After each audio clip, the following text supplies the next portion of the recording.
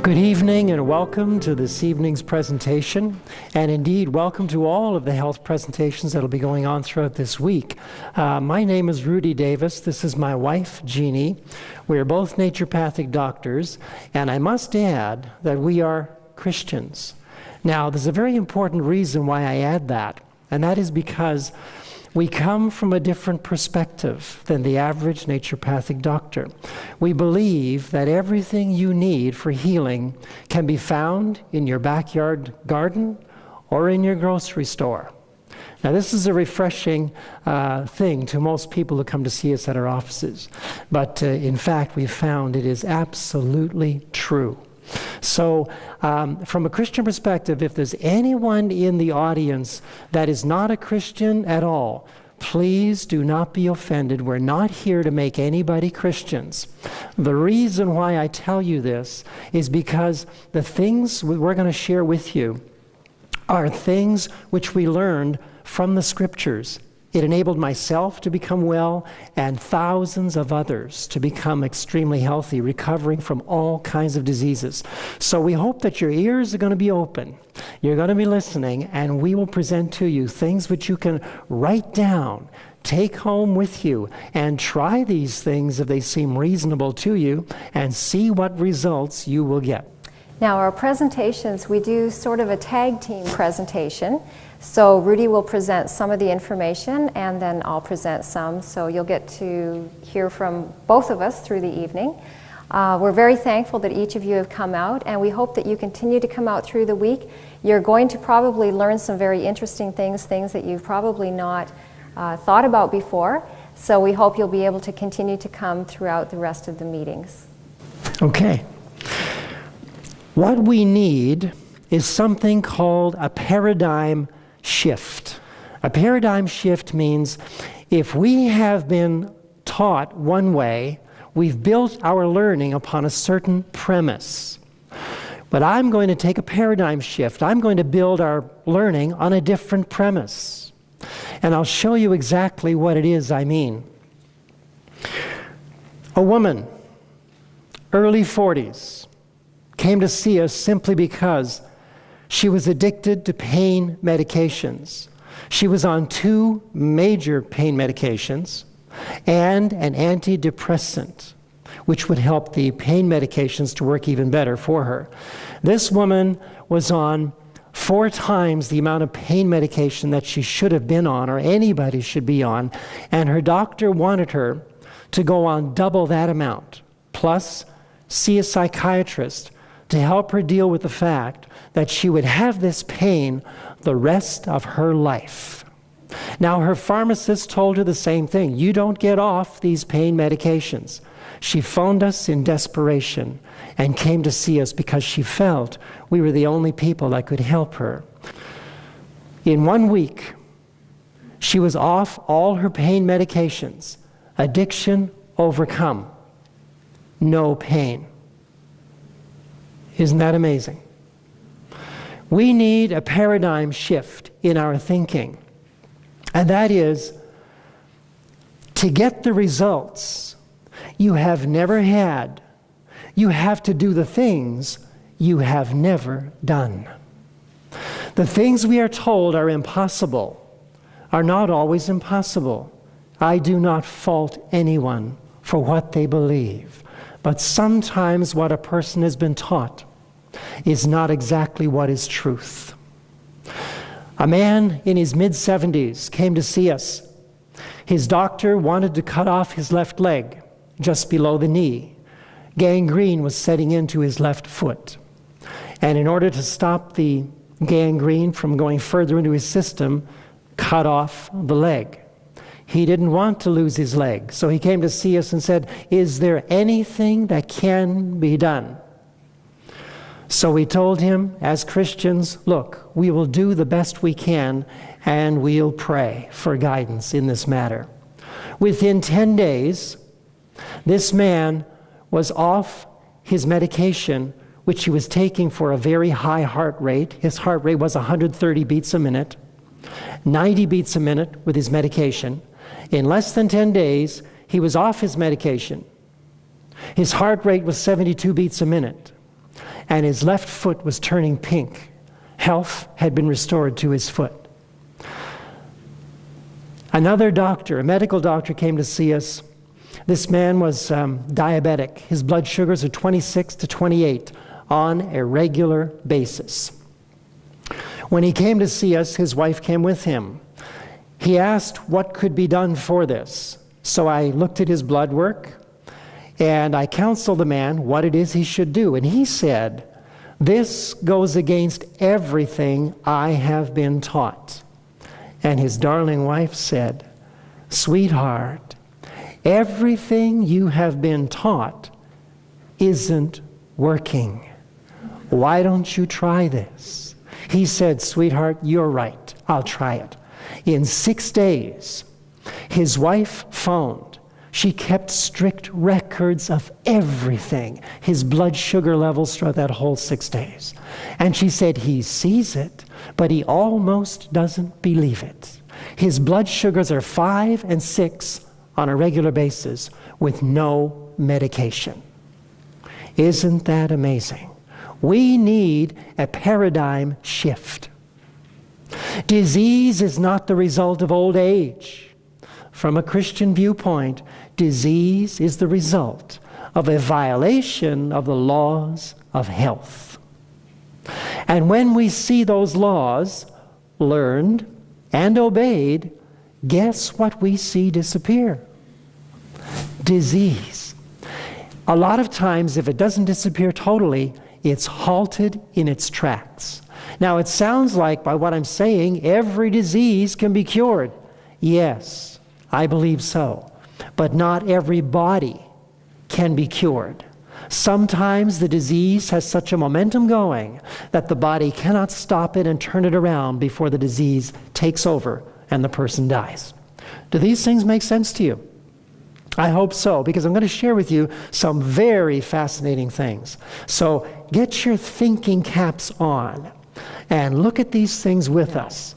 Now then, according to the American Medical Association and the World Health Organization, America is in the worst epidemic of chronic degenerative disease that mankind has ever known. We're doing something wrong. The hospital industry is one of the largest in the nation.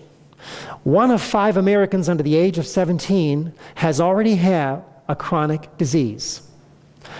Autopsies have indicated that every child over the age of 4 already has incipient, that means the beginning of, 2 severe cardiac problems.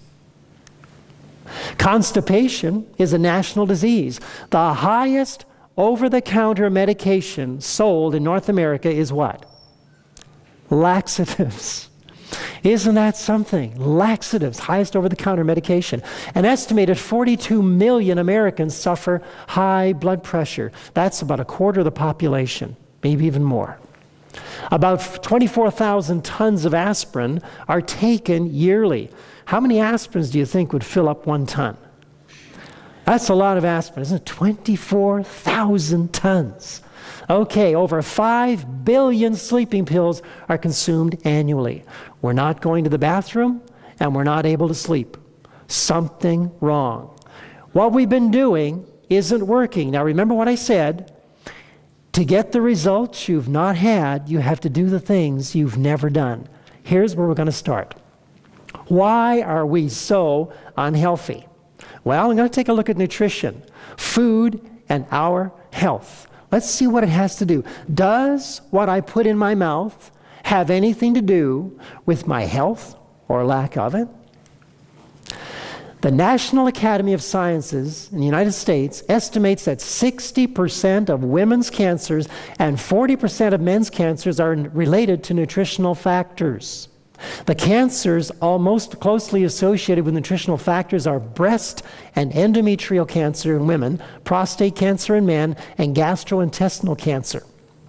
Okay. The International Journal of Cardiology reported that certified death rates from coronary heart disease are positively correlated country by country with milk consumption, particularly with that of the non-fat portion of milk. And the American Journal of Clinical Nutrition reported the results of a study involving U.S. male health professionals between 45 and 75 years of age, who were studied for 8 years to determine the relationship between carotenoids and the development of cataracts. They determined that consuming foods high in carotenoids reduced the risk of cataracts. Broccoli and spinach were most consistently associated with a lower risk of cataract. So now you tell me, does food and what we eat have anything to do with our health? Well, I'm going to do something here. I'll ask you a question. Why do we eat food? Think with me. Why do we eat food? Well, I'll show you why. The first reason is because glucose. Glucose is the only fuel this body runs on. It doesn't run on protein. It doesn't run on vitamins and minerals. It runs on glucose. If you have a diesel engine, what kind of fuel does it run on? Diesel fuel. We run on glucose. The next reason we eat food is for protein. The next reason for fatty acids. There are 6 reasons in total. The fourth, for minerals. The fifth, for enzymes and vitamins. And the sixth, for water. These are the 6 reasons why we eat foods. Not because we're hungry, but because our body needs nutrition. Now, I want to share with you that minerals, enzymes, and vitamins and water are not really nutrition. But glucose, protein, fatty acids are nutrition. It's just that the minerals, the enzymes, the vitamins are catalysts that enable the nutrition to be used by the body. All right, real food versus junk food. We're going to get into the arena here, and I'm going to look at what's the difference between a junk food and a real food. Now, I'm going to put up the 6 reasons why we eat food, plus one more. We're going to add toxins to the list. Now, I'm going to ask you a question here. What do you think is in this carrot? Does it have glucose? Oh yes, that's a certified organic carrot, by the way. The picture doesn't look like it, but it is. Yes, it has glucose. What about this donut right over here? Does that have glucose? Yes, it does. What about protein? Does that carrot have protein? No, carrot doesn't have protein. Okay. Do we need to eat animal products? That's a good question. It is a good one. Do we need to eat man? No, we don't. We really don't. Okay. Yeah. What about that donut? Is that a protein? Well, it's got a little bit, about 1/32. Sometimes they use egg whites in the donuts, right? So it's a very fractional amount. Now, what about fatty acids? Does that carrot have fatty acids? Yes, it does. What about that donut? Well, it's got fat, but it doesn't have fatty acids. Okay, that's very important. Fatty acids are very, very heat sensitive. And if for the most part of your foods, you've got a lot of cooked foods, you're losing your essential fatty acids. Now, half the weight of your brain is made up of essential fatty acids. So if you're not getting enough fatty acids in, what's going to happen? You might not be able to reason properly. Look at this. Minerals. Does that carrot have minerals? Almost a no-brainer, isn't it? But what about that donut? Nope. What about enzymes and vitamins? Does that carrot get enzymes and vitamins? Sure does. What about the donut? No. Well, you see, they used to be in that place where they took the hole out of. Gone now, isn't it? What about water? Does that carrot have water? Certainly does. What about the donut? A little bit, about 1/20th. Now, what about toxins? Remember, that's a certified organic carrot. Does that have toxins? No, it's got a red X. But what about that donut? Sure does. Now, you see, the difference between a real food and a junk food is that a junk food is missing one or more of the 6 reasons why we eat food.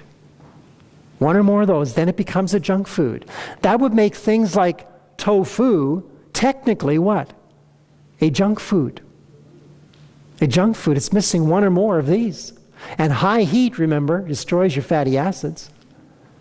Can destroy the enzymes. After 107 degrees Fahrenheit, your enzymes they're dead. 107 degrees Fahrenheit. Isn't that something? Now, when you're cooking food, your slow oven is what? 250, 300? That's a lot higher than 107 degrees. So we start to lose the nutrient composition of foods.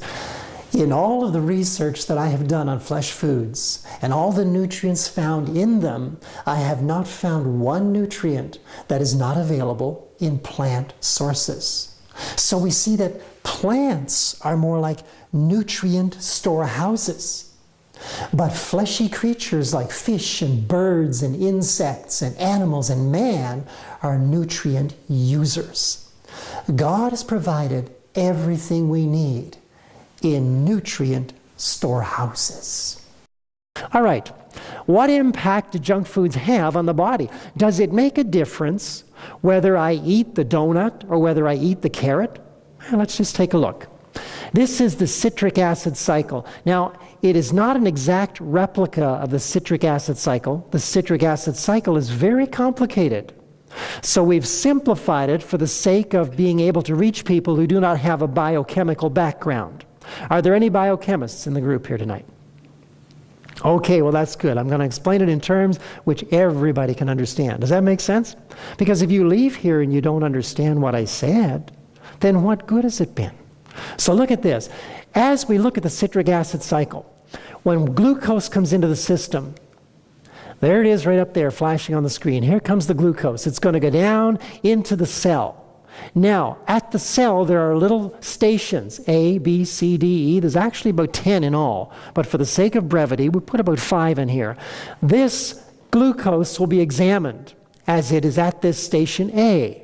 And as it's examined, the body wants to know, is there a proper enzyme count in this that I can send it on to station B? Okay, well let's just see. If it was that carrot, then what does the body say? Great, go on to station B. But what if that is the donut? What does the body do? There's no enzyme in it. So where's the body going to get an enzyme from? From itself. It's got to manufacture what it needs to burn that glucose and turn it into proper food. What about a mineral now? If that's the carrot at that station, has it got minerals? Sure does. What about the donut? No minerals. So what's the body going to do when it says, look, this person only put a donut in this morning. That's all the glucose I've got to run on. So body, let's do something here. Where's the body going to get a mineral from to process that donut? Could be from the bones. Look at that. Look over there in the bones. Lots of minerals there. Let's take from these bones and let's process this glucose and get this person up and going. So that's what it'll do. And at each station, a check happens. And it is slightly altered at each station in order to manufacture adenosine triphosphate, send it out into the cells, and supply the body with glucose. So you see, it goes to every single one of those stations. Now, this happens about 30,000 times a second. So it's not slow. It's very rapid, about 30,000 times a second. And finally, it goes out as adenosine triphosphate. Does everyone understand what I just presented to you? So can you see if you've got a diet based on Coke and donuts or coffee and donuts in the morning, what's going to happen over the years will depend on your enzyme bank. It'll depend on your mineral bank. What kind of genetics did you inherit from your parents? If you inherited a very good constitution, then it will take you longer to get sick than the person who inherited a very weak constitution, simply because they never had as much to draw on as you did. Does this make sense to you? Okay, so you can only go on so long with this. Now, this is going to lead us to an acid-alkaline balance in the human body. A donut, for instance, will cause the body to go acidic, but a carrot, a raw carrot, will cause the body to go alkaline. Now, ideally, you take a look at something like a swimming pool. If a swimming pool becomes too acidic, what happens to the pipes? They become what? Corroded. If it becomes too alkaline, what happens? You get algae growing on the surface of the pool. So now if it's too acidic, what do you do to make it more alkaline? You add alkaline. If it's too alkaline, what do you do to make it acidic? Add acid. Okay, it's that simple. The human body is no different. Here's the pH scale. In health, in perfect health, your cellular pH should be between a 7 and an 8 in health. Now you see over here is really acid, and over on this side where there's 14, that's really alkaline. We want to be ideally in the middle. The human body will not get sick until you drop below a 7 at the cellular pH. And what disease that would be will depend upon your genetic makeup. If you inherited a weak heart, then it will not heart as well. If you inherit a weak liver, it won't liver as well. Once you get below that pH of a 7, then your body starts to produce disease. Now, according to Dr. Joel Robbins, head of the College of Natural Health in Tulsa, Oklahoma, he said that cancer doesn't set up in the body until the cellular pH is 5.7 or lower. Now, that's interesting. Okay, so just because you get below 7 in the pH scale doesn't mean you're going to get cancer. It doesn't set up till 5.7 or lower. Now, it doesn't mean if your cellular pH is at 5.7 that you have cancer, not even at 5.1. But it means this, that if you do get cancer, it's going to grow rapidly because you've created an acidic environment. Okay, what to eat for health? This is where I'm going to allow Jeanie to come on up and take control. Okay, we want to know what we should eat to help our bodies to become more alkaline. Very, very important, because we don't want our bodies becoming acidic. So what I'd like to do is give you a list, and I'm going to start actually with the foods that will be acidic in your body. Now, this is not going to be a comprehensive list, but it's going to give you a good idea of where your food choices should lie. So we're going to start with the acid-producing foods, and we're going to start with those foods that are least acid-producing and work our way up to those that are the most acid-producing. So cooked grains are acid-producing in the body for the most part, with the exception of millet and quinoa. Those grains actually are alkaline-producing in your body. But the balance of your grains when they're cooked are actually acid-producing in the body. Okay, after the cooked grains, we have fruits and vegetables that have been cooked. We're going to talk a little bit more about these in a minute. Dairy. Any dairy is acid-producing in the body. Sugar. All of your refined sugars are acid-producing. The only refined sugar that is not acid-producing is maple syrup. So you'll probably be happy to know that. At least most people are very happy to find that out. That's alkaline-producing in your body. Other than that, your refined sugars are all acid-producing. Next, we have meat. This includes red meat. It includes white meat, fish. If it had a face, a mother, or a liver, that's considered meat, okay? And it's acid-producing, and this is already now starting to get quite acid-producing in the body. Next, we have spicy foods. And again, these are very acid-producing. Fried foods, our list is getting to the more acid-producing now. Coffee and tea. This does include green tea. We have quite a fad that is happening right now with green tea. We tend to equate green with good. But green tea has as much caffeine in it as black tea, comes from the same plant, different leaves. And green tea is acid producing in your body. So these are things that are going to tend toward disease that you'll want to be avoiding. Salt is acid producing. We need a little bit of salt in our diet, but very little. Roughly about a teaspoon or so a day is what we need in our bodies.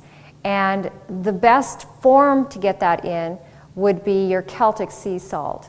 But you don't want to be exceeding that recommendation because it will be acid producing in your system. Okay, alcohol is acid producing, as are drugs and medications and tobacco.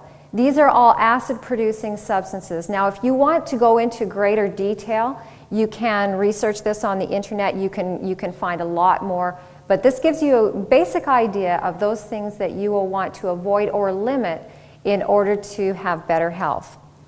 Okay, we're going to put up a list now of alkaline producing foods, and we're going to start with those foods that are most alkaline producing, leading to the least alkaline producing. So raw fruits, very alkalizing in the body.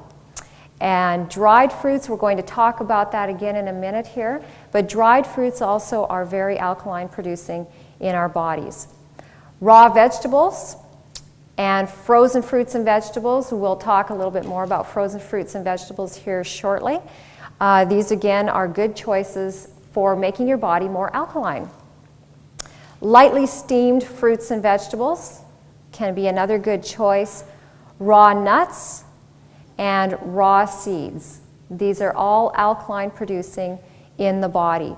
Your least alkaline producing is a sprouted grain, and that is an alternative. Some individuals, they don't want to have the cooked grain in their diet, and you can sprout your grains. I might add right here that we don't promote a 100% raw food diet. Some people come and they ask us if they should be eating all raw food, and that's not what we're about. That's not what we promote. We do promote a good consumption.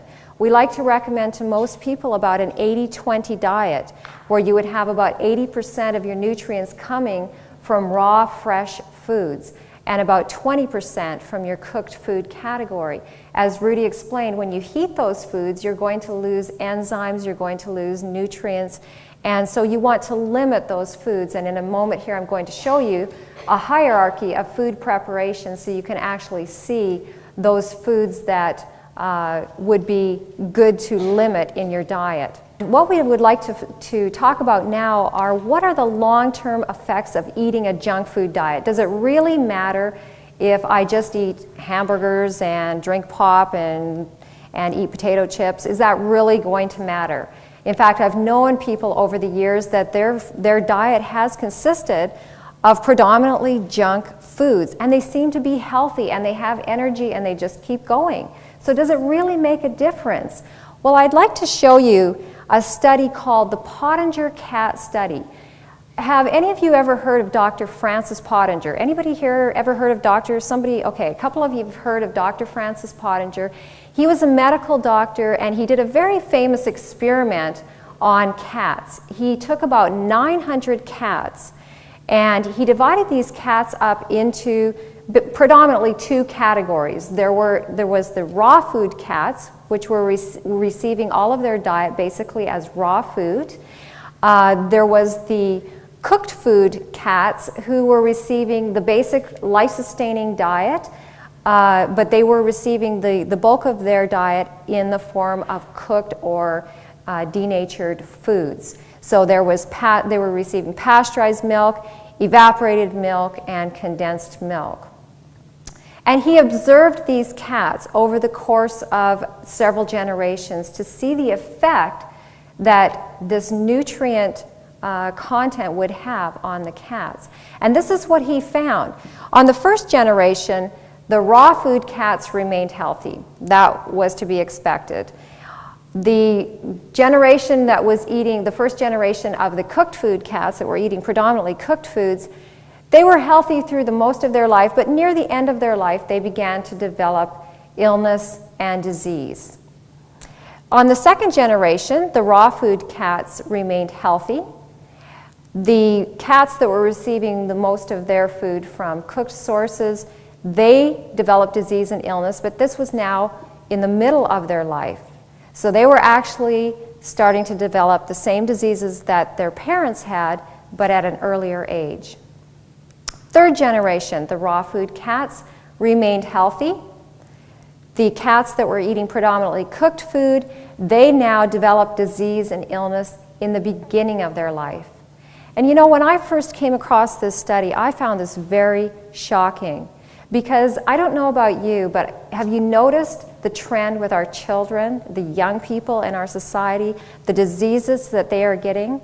The number one killer of children under the age of 13 is cancer. This used to be a disease that you didn't hear about until older age, and it's now striking children. There's juvenile arthritis, there's juvenile diabetics.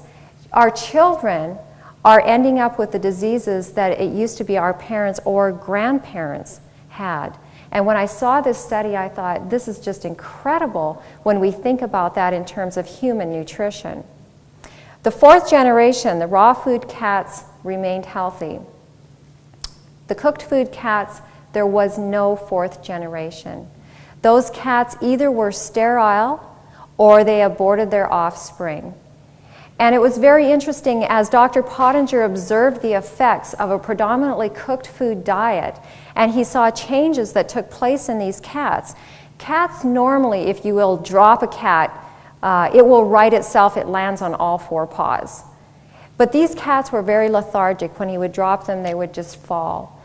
The females became very aggressive. It was almost like role reversal, and the females became very aggressive. In fact, 3 of them, they named them tiger, cobra, and rattlesnake. That represented their characteristics that these cats had. They were very aggressive. And as we look at what's happening in society today and the way that our children are eating, I really wonder what would happen if we would just make a real shift in what we're feeding them, if we would put nutrition into these kids and see what the difference would be. Okay, I'd like to share with you now what's called the hierarchy of food preparation. This comes from Dr. Joel Robbins from his book titled Health Through Nutrition, and he's listed out the best sources of getting your foods, the nutrients from your foods. The very best way to get your nutrients is raw and whole. You're going to receive about 30% of those nutrients to cellular level. Okay, in the processing of that food, some of those nutrients are used, and you end up getting about 30% to the cells. That's the best way to get it. And along with that, as a supplement, would be juiced and consumed immediately. You're going to get about 90% of those nutrients into your cells. So that's the top 2 choices for getting nutrition to your body. Now, some people have said, well, wouldn't it be better to just have juicing because you're getting 90% of the nutrients to your cells? Well, we couldn't just exist on juicing. We need to have fiber. We need to keep that digestive tract working. But juicing is a wonderful addition to supplement into your diet to add nutrients. So those are the top 2 choices. Now, next would be dehydrated or dried. Now, commercially dried fruits and vegetables are not generally recommended because they usually contain additives that are very toxic to the human body. So I recommend either dehydrating your fruits and vegetables yourself or buying them from an organic source. Generally, those are better choices, and they don't contain those additives which will be harmful to your health. And here you're going to lose about 2 to 5% of the nutrients. It's not a great loss, so this is a very good food choice. Next, we have frozen. Now, frozen would ideally be something that you picked from your garden and you put into your freezer yourself. Generally, the foods that you buy in the grocery store that have been frozen don't contain high amounts of nutrients. So this would be more something that you would have done yourself. And here we're going to lose anywhere from 5 to 30% of the nutrients. Now, the reason there's such a wide difference there in nutrient loss is because it's going to depend what you did to it before it actually got into your freezer. So if it sat on your counter for a period of time until you actually got it into your freezer, it's going to lose some of its nutrition. Or if you put it through a blanching process or something to that effect, it's going to lose more of its nutrition. The more processing that's done from garden to freezer, the more nutrition that's going to be lost. Okay, next we have steamed. Now by steamed, we mean if the green bean if it's limp, that's cooked. If it's still crispy, that's steamed. That's how you tell the difference, okay? So steamed, we're going to lose 15 to 60% of the nutrients. Now this could be quite a significant loss depending on how long you're steaming it for. 60% is already quite a loss of nutrition. Next we have raw leftovers. So this would be the salad. You made up a big salad today and you said, boy, I've got extra time today, I'm going to make enough for tomorrow and the day after as well. This is what we're talking about. So this salad, you stick it in the fridge, raw leftovers, we're going to lose anywhere from 20 to 70% of the nutrients. This is a fairly significant nutritional loss that is happening.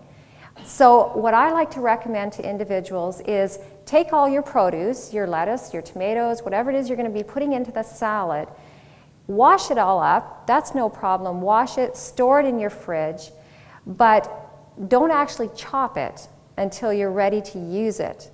Because every time you cut that lettuce leaf, you're exposing those edges to oxygen, and that causes free radical damage. So it's better to just chop it right before you use it, and only enough for what you're going to need.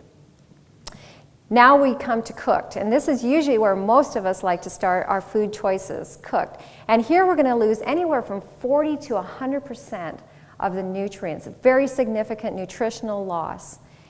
Then we have cooked leftovers. What do you think? It's almost not worth it.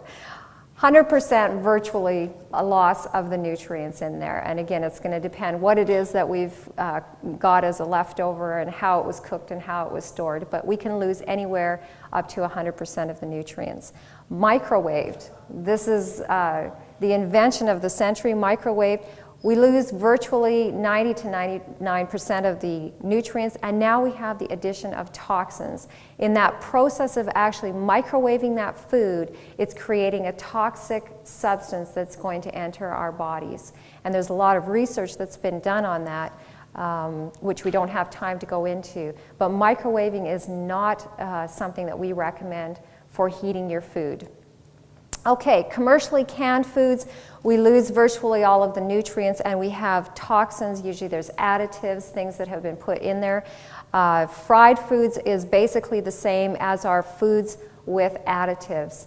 So you can see the bottom half of this chart, if that is where we are consuming most of our nutrients from, we are going to be setting ourselves up for an acidic body, which is going to tend toward disease.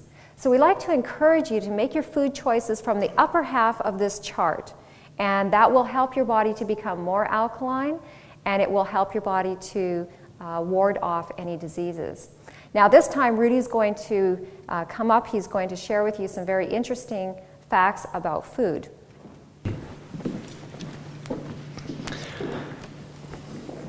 As you can see, the evidence is mounting, it's adding up. Why are we sick? It's very clear, but we don't want to admit that. We'd rather keep eating and take a pill to sober us up or get us better. And that's the attitude of most people. But we can't do that. You cannot disobey the laws of health and get away with it. You cannot poison your body into health, neither could you sin your way into heaven. It just won't happen. Now, in America, the food industry spends more than $33 billion a year to advertise junk food. But the American Cancer Center spends $1 million a year to encourage people to eat fruits and vegetables. Who's going to win? Whoever gets heard the most is going to win. And so you see, it's like a losing battle. If you really want to deal with cancer, we don't need to find a cure. What we need is find the cause. Because if you find the cause, you found the cure. Does that make sense to you? We see cancer, and I'm not kidding you, we see cancer reverse on a regular basis with people. Isn't that amazing? If your pancreas is overloaded, which most people have, and your liver is overloaded, which most people have, and your digestive system doesn't work right, which most people have, then you are going to end up a very sick individual and probably a candidate for cancer. This was an ad that came up in the place where we live, out in New Brunswick. This was an ad.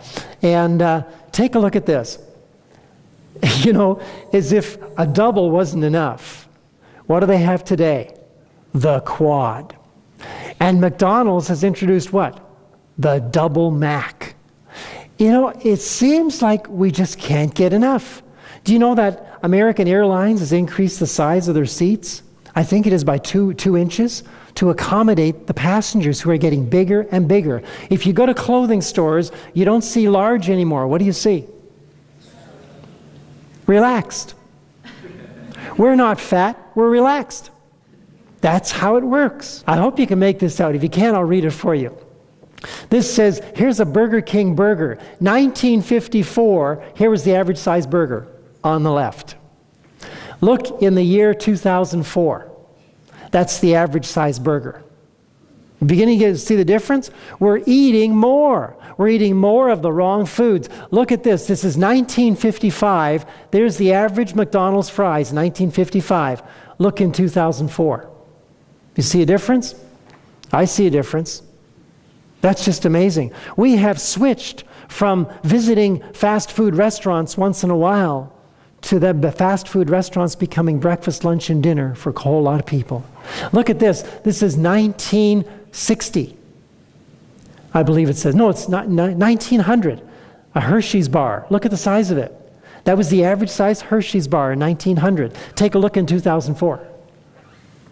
What a difference. This is 1916. There's a Coke, a bottle of Coke.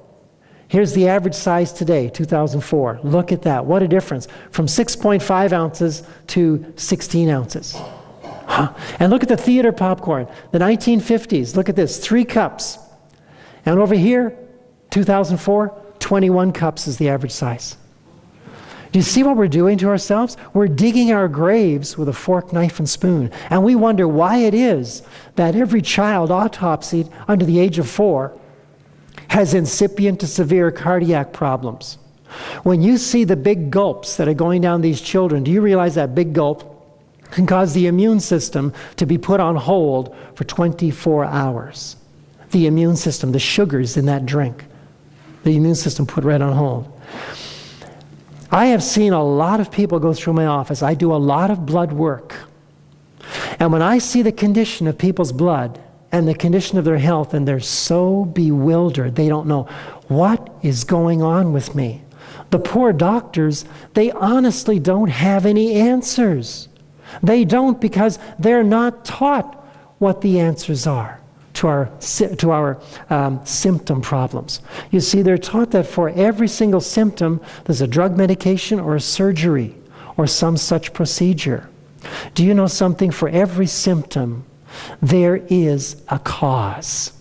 And what we have to do is we have to reason from cause to effect. If I have a headache, do I have a headache because I haven't had enough aspirin that day? No. Am I constipated because I haven't had enough laxatives today? No. We have to look at why it is we're getting constipated, why the headaches are taking place, why the irritable bowel syndrome, why the diabetes, why disease on the up continually. You know, one man came into my office to see me, had his blood work done. He was a bodybuilder. This man was eating, I think it was 500 grams of protein a day. The average North American consumes about 160 grams a day. He was consuming 500 grams of protein a day. He had very bad osteoporosis. His bones were killing him. He said every time he went to exercise, it hurt, but he loved to exercise. He was doing a good thing. The exercise is great. But what he was putting into his stomach was actually causing his body to be robbed of the nutrients. Remember that when I showed you the citric acid cycle and the carrot coming in and the donut coming in? What do you think happens with all the protein that goes into the system and it doesn't digest properly in the intestines, what happens? The body will pull calcium from the bones because there's no other nutrition coming in, and it will neutralize the uric acids produced from the putrefaction of protein in the intestines. I asked this man what his bowel movements were like. He said about once every 3 days. He looked kind of healthy, but inside there was a whole lot of problems taking place. I could see it in his blood work. So with this man, I said, now, would you be interested in changing your diet and lifestyle? He said, well, that's why I've come to see you. What can I do?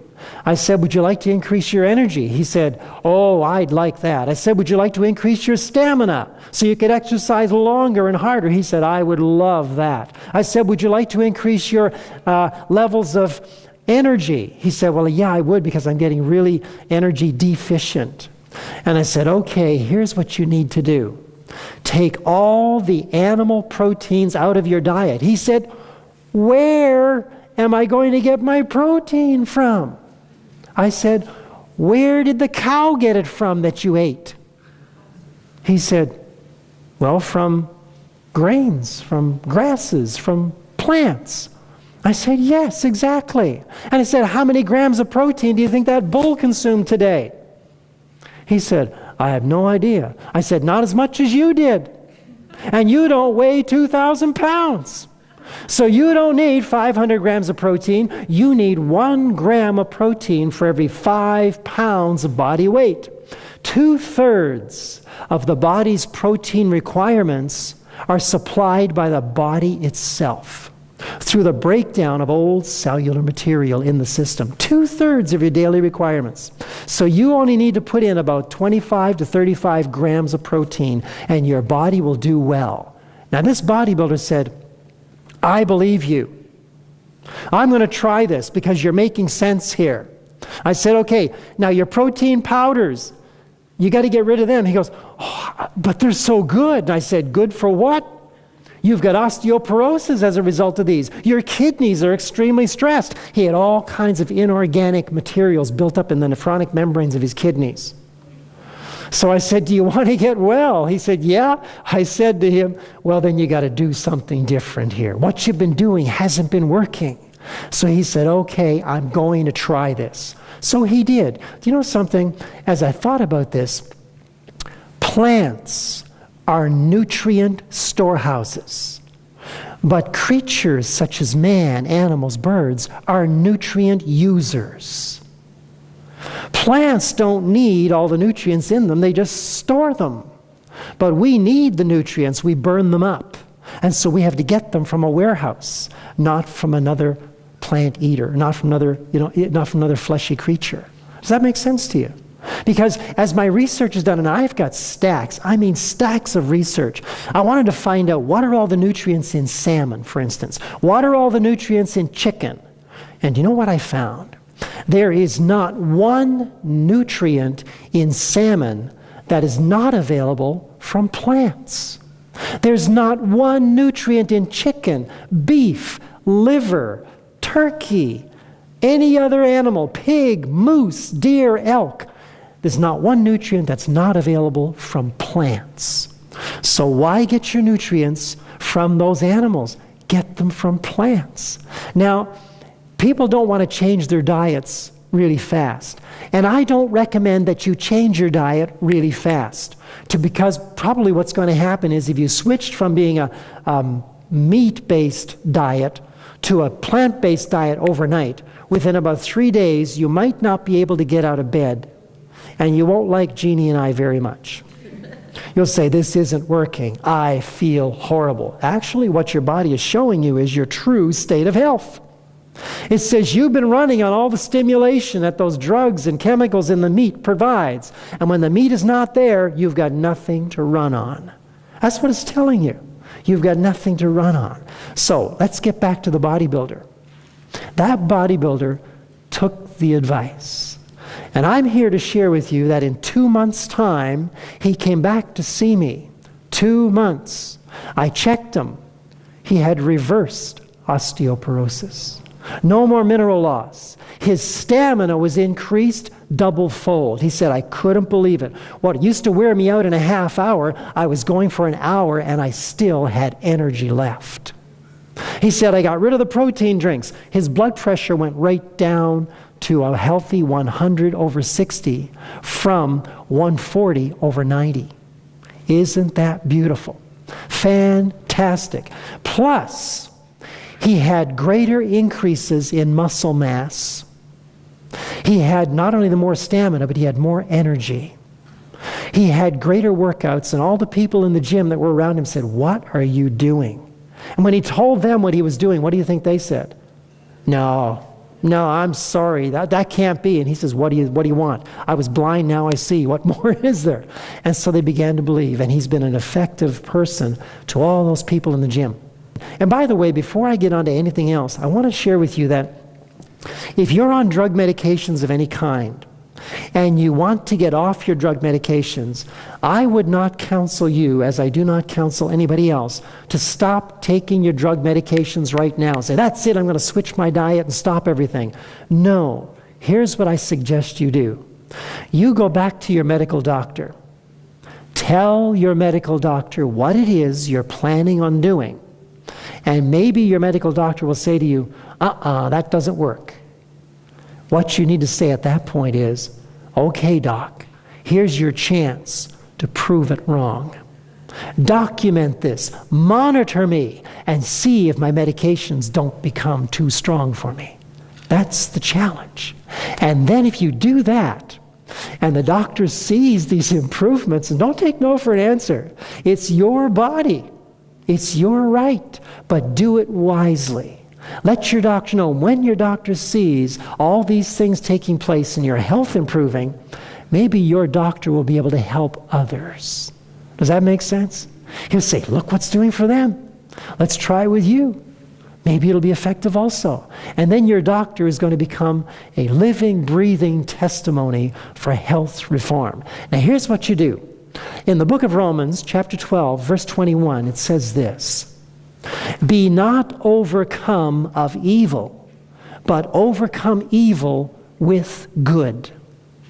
If you want to overcome any bad habits of eating that you have, don't focus on quitting. Don't even focus on quitting the burgers, the fries. But here's what you focus on, because you'll never do it if you try that act. Do you understand what I'm saying? Because if you could quit, you would have quit. But it's evident you can't. So here's what you do. You overcome evil with good. Add the good to what you're currently doing, and add it first in your meal. If you add a nice green smoothie, which we'll be telling you all about later on through the week, we're going to show you how to change your life and get rid of all the symptoms that you're talking about. We're going to show you how to do that. But here's the key. Add the good first. And if you fill up on a nice big salad, you won't have as much room for that greasy burger. And so you may only eat half of it. So you eat your good food first, add the good, and it'll overcome the evil. I have people come back to the office all the time and they'll say, you know, it's funny. I'm not craving the coffee anymore. That's funny. I'm not craving cigarettes anymore. That's really interesting. But I'm not craving sweets. One lady said they had a chocolate tray at the office for Christmas, and she didn't even want one. And she was the type who would sneak a whole box by herself in her office. She says, it was a change. I don't believe it. I didn't try to quit the chocolates. I just lost the desire. Why? Because she was adding the good. And the body said, I want more of the good. And she said, one day, she said, I couldn't believe it. I actually had 2 green smoothies for lunch because I wanted another green smoothie and I had no room for anything else. And you should have seen what her skin was looking like. She had it all blotchy, but now it was all looking very nice. 2 months. Just in 2 months. And it takes longer for some people, shorter for other people. But your body will improve as you improve what you put into it. And you know, there's a slogan that we have. I'm trying to think if I've missed anything here in the presentation. Because I want to really encourage you people, okay, to do what is good. There's a slogan that we keep around here, and that is this. You are what you choose. You are. Your body only makes itself from whatever you put in. If you put dead food in, it's going to produce a dead body. But if you put living food in, it doesn't die. the body miraculously changes it into living bone, flesh, muscle, skin, hair. Does that make sense? So it doesn't die, it's just transformed. But and it gives its energy, by the way, to the body. But if you put in dead food, cooked food, your body has to draw energy from its own self to digest it. And that's when the pancreas and the liver get in trouble.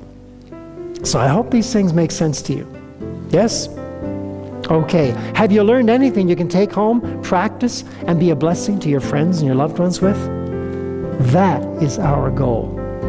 Thank you, everyone.